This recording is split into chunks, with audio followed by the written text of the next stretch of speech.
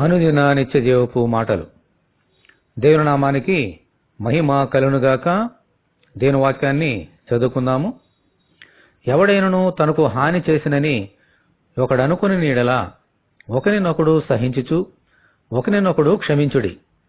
ప్రభు మిమ్మును క్షమించినలాగున మీరును క్షమించుడి.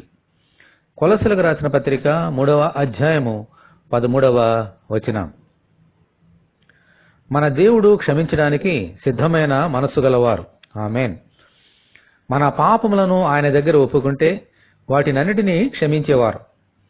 ఆయన మనల్ని క్షమించిన ప్రకారము మనము కూడా ఇతరులను క్షమింప బద్ధులమై ఉన్నాము. ఇతరులను క్షమించకపోతే మనలను కూడా దేవుడు క్షమించరు. అందుకే కదా మా ఎడల అపరాధము చేసిన వారిని మేము క్షమించిన ప్రకారము మా ఎడల అపరాధమును క్షమించుము అని నేర్పించారు.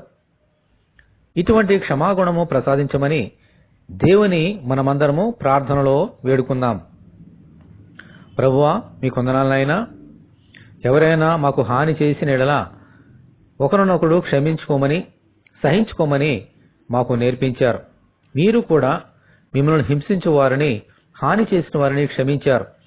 అలాగూ మీ అడుగుజాడల్లో నడిచినట్లుగా ఈ లోకంలో మీకు మహిమ తెచ్చే బిడ్డలుగా చేయమని, ఈ వాక్యం వింటున్న నీ బిడ్డలందరినీ దీవించమని యేసు అతి పరిశుద్ధమైన నామములో ప్రార్థన చేస్తున్నాము తండ్రి. ఆమెన్. ప్రభు కృప మనకందరికీ తోడేనుగాక. ఆమెన్. పరిశుద్ధ దేవుని మందిరం.